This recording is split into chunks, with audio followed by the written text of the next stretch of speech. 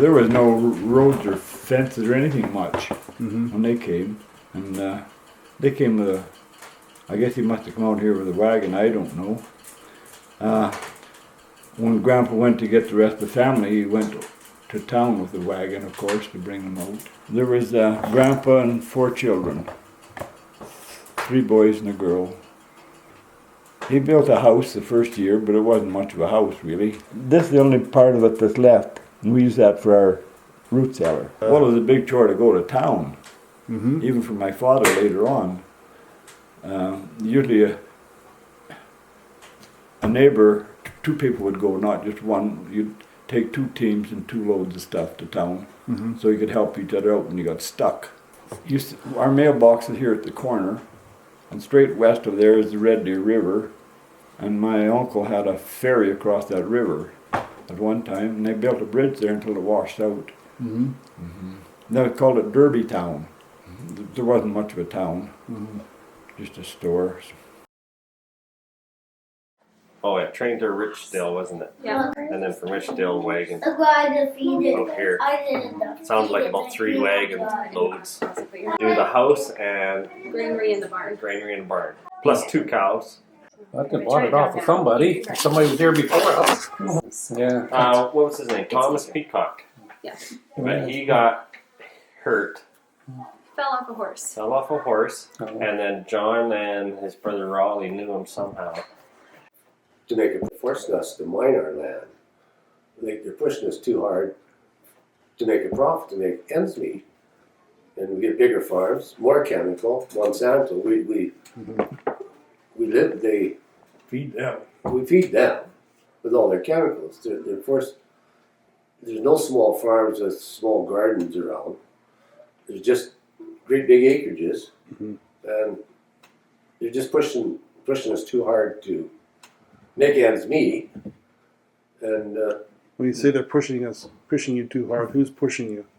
well, I guess the government and Population. just the general population in the world. We have to be too competitive. Right.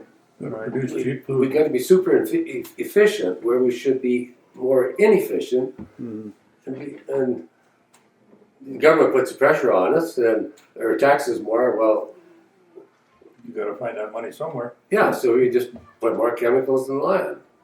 And if you go around like Drumheller, Calgary, Olds, and that, it's a tremendous amount that they're putting in the land. So now we're mining the land and not farming it. We're just milking it for everything we can. Right. Right. And a lot of these big acreages with cattle, they're overgrazing everything right to the. On a dry year like last year, there's nothing left there. Well, my grandfather came here from, he actually came here from Minnesota, and he was in Minnesota for 2 or 3 years, and before that, Sweden. He was not the oldest boy, and in those days in Sweden, everything went to the oldest boy, so there was nothing for him there. So he strapped on his skis and skied across the mountains to Norway, and got on a boat and came he came through Ellis Island and into the United States, and started in Minnesota, and I think he was mostly working lumber in there. And then he heard about free land in Canada and the Peace River country, so he got on the train, and it only went as far as Edson, so he went to Edson and then walked from there to here and looked at the land. Then he walked back to Edson and got on the train, went back and talked to his brother in Minnesota, my Uncle Victor. And then he came back the next year and walked in here again and filed for himself and a proxy file for his brother. I mean, we've gone all the way from farming with horses to farming with the latest machinery and GPS. Well, if you were to talk to my daughter after she went to university, she's got a big problem with everybody that's against all this GMO stuff and all of that. You know, she's gone to school and is educated on it and knows what she's talking about with that sort of thing. And I think a lot of people in the city don't understand that it's not the Franken wheat or stuff like that. That's not the way it is. And quite frankly, without GMOs, you couldn't feed the world. We already can't feed the world, but if we didn't have those farming practices and that stuff available to us, we'd feed a lot less people. The people call something a wheat that's been bred for certain traits, they call that GMO. Yeah. Well, I believe that there is a strong future for him in agriculture. If he's willing to work hard enough and manage things properly, he could have a good life. It's given our family a good life for 100 years. He taught him how to use a North Star by setting the wagon tongue with the North Star, and that's how they got from down there to Lethbridge, and then their dad met him there. And they were all by themselves. They traded with the Indians and crossed all those big rivers and everything, so it was quite amazing. But they came here, and Heidi can tell you for sure, but I think it was 1905 or 1904. So then he was a really big pusher for what they call the environment, but at that time it was for the wildlife and the birds and stuff. And he was actually written up in the National Geographic for duck, because he worked for Ducks Unlimited and stuff. Right. And he built the structure that created Hay Lakes. We've tried to make it so people could come out and see how farms raise their food. 2 years ago we had a group, they wanted permission to use it, and they said that there'd be about 400 to 450 kids. U of A has worked here on riparian areas, and also University of Lethbridge has been out here. They actually found a cactus. I didn't get down there to see if it was still there. That cactus it was a cactus. The only place they found other cactuses like that was by the Blood Indian Reserve. Was a friend of mine I went to Olds College with. He's from Ontario. He's built a feedlot out there, slaughter the animals and sell them in the retail stores. And there's one outside of Hamilton and one in Toronto. And we're not using steroid injections in our beef. We're still using antibiotics because I refuse. That is very limited. Yeah, but I refuse to let an animal die when there's something I can do for it. But I think that it's a niche market that's going to become more and more important, regardless of how anybody feels about it, as people are becoming more knowledgeable about what's going into their food and what they're putting in their bodies. Well, it's 100% traceability, so anybody who's buying the steak there can trace it back to exactly what cow. That's something you don't see too often on farms. There's a lot of birdhouses. Well, that's what holistic management taught us, that if you live within an ecosystem and it's not friendly to habitat, you're not going. That ecosystem will never operate properly. So, well, one of our goals when we came out of that 8-day course was to build about 100 bluebird houses, and we're up to 240 now. And I talked to a conservationist, an ornithologist, a bird guy, and they said, this is how many we have on 800 acres. They said, how are we doing? He says, Don, he said, I think that's enough.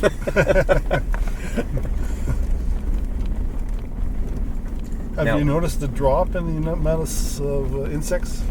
Absolutely. Yeah, we've got them under control. Now, you may not notice this, but see all this litter, pasture? Okay, I had two choices. Last fall, I could have left the cattle in here for a lot longer, grazed a lot longer, but because we're with climate change, and I do believe we're getting to more and more droughts, because we are experiencing more droughts, and if we chew everything out, then in the spring there's nothing to hold the water. It's going to evaporate quickly, so all that litter is holding that moisture in, and even if we go into spring with a drought, we'll get enough grass to do us probably for about 2 months. Now these are the special plantings we did to attract the pollinators, and the first row back there was 2 rows of a monoculture. In other words, they were all choke cherries. This one's a 3-row, and it has 12 different species. And the one down here is a 7-row, and there's 21 species of trees and shrubs, and there's 20 species of native flowering plants. So that we're noticing that whenever you come into this one here from middle of April until freeze up, there's always something flowering. And a native pollinator, that will keep them around. It's like there's an open buffet, so they will come, and we're getting better production in our pastures now because they're pollinating the alfalfa. Like the ecologist that did this, he's a genius. He put most of the flowering plants on the south side because they got no competition, and then he interspersed berry bushes. There's high bush cranberry, there's currant, black currant, there's all kinds of different species. Pollinators are huge. Like every third bite of food that we take depends on a pollinator. These chemicals, whether we like to believe it or not, they are killing our pollinators, and that's a real clear and present danger that I don't know if many people recognize. This is a Ducks Unlimited project. We cooperated with them in 1992. So you built this berm. They built this berm, so now we have a wetland here, and we've got beavers. They're damming it up because there's a drought coming and they want to have more water. They're smart. Somehow, how do we get back to, I guess, the stories I've been telling you about neighbors pulling together, having more neighbors instead of less neighbors, renewing the countryside? I believe that we have to put some faith and invest some time and some money in this next generation that has their hand up saying, I want to be part of that. The momentum is growing. When I talk to these young people, these young agrarians, they're linking up with people in BC and Ontario, and I'm basically saying, let's just get out of the way, and hey, I'm a cheerleader for them. And if Marie and I can pass on, I've told them, when they say, what can you do for us? I said, well, the first thing I want to do for you is tell you my mistakes. Because I said, they were expensive. And I said, someday if I live long enough, they'll make a hell of a good book that you can have a lot. And you probably remember the guy that went into the Amish school and he shot 11 children dead about 9 years ago. I thought a lot about that story, and it was a story that went around the world. And I believe, and you probably know the story better than I do, but those Amish people, like within a day, went and visited the wife of the guy that shot their children. They took her food. They set up a trust fund for her own kids. And the world could not understand why this was happening. And I think it goes back to that whole thing that the Amish are so well connected to the land that they're very forgiving. I think they believe that if the land forgives them, they forgive the land. Like if there's a tragedy, a hailstorm, well, you know what? Like my mom and dad said, there's next year. And so I really believe that's ingrained in their ethic, and it was no surprise that they did these things. No surprise at all. Another question I get is, if you had a throng of people here, and they wanted to know what they should do to make the going better for this new, what I call local small farm movement, what would be your advice? And I said, well, everybody in this room is going to have to break the law. And I said, you all know the law, but maybe you haven't heard it spoken. In food, the cheapest price is the law. And I said, as long as you keep following that law, that young family, you know, that you're saying their chicken is $1 a pound more, or their pork is $1.50 more. I said, ask them why they're asking more. Is it because they're improving the health benefits in that meat? Is it because they're doing something good on the land? I said, if you break that law and start supporting those young people, I says, things will be good. And now I work with Young Agrarians, which is a model that came out of BC. And it was like so practical. So like it had this like component of really trying to like network the group up really fast and then understand people's like needs and opportunities that they had. So they did this like really big introduction circle where everybody like said who they were, like something kind of funny, and then talked about like they could share if they had like a need or an opportunity on their farm. And it was cool because like stuff happened right away. Like somebody was like, I need to learn how to drive a tractor by the end of the week because I have seed coming and, you know. And then somebody across the circle would be like, I can do that. I can come help you, teach you how to drive your tractor kind of thing. And so like just really practical kind of stuff like that, which is neat. Did some young agrarian events around here, just like through volunteer work. And then recently we got funding from PV Mart to have a coordinator. So I'm the coordinator for that. So I think there's like this, you know, you think of like somebody like Dawn. There's this like need to like do these intergenerational kind of learning, especially like those like older farmers that like don't have somebody to pass the farm on to. Like there's opportunities and learning that needs to go on there, but there's also this like peer-to-peer learning that really needs to happen. So we interviewed 1,600 people across Canada, and 68% of the respondents weren't from a farming background. Mm-hmm. So how do you take somebody like that and get them to the point where they can take over larger tracts of land and become larger land managers? And that to me is like our number one challenge, is that we have like the older generation of farmers that their kids don't want to come back to the farm. And then we have these younger, newer, new farmers that they can't imagine themselves taking on that much land. So that's like our challenge, is like how do we kind of shift that? Because it's all like about the culture of the prairies that we're trying to work with too, and I think there's big shifts in that kind of happening, just because the rural communities are like empty, right?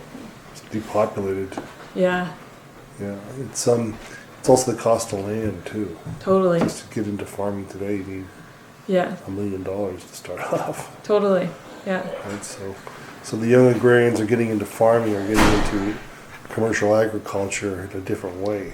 Well, I would say like young agrarians typically seems to be attracted to like ecological farmers. And that's what we found in that survey too, was that a lot of our new farmers are very motivated by ecological and social justice issues. So they're not necessarily, their number one reason for going into farming is not financial. They're not going in it, they're hoping they make money.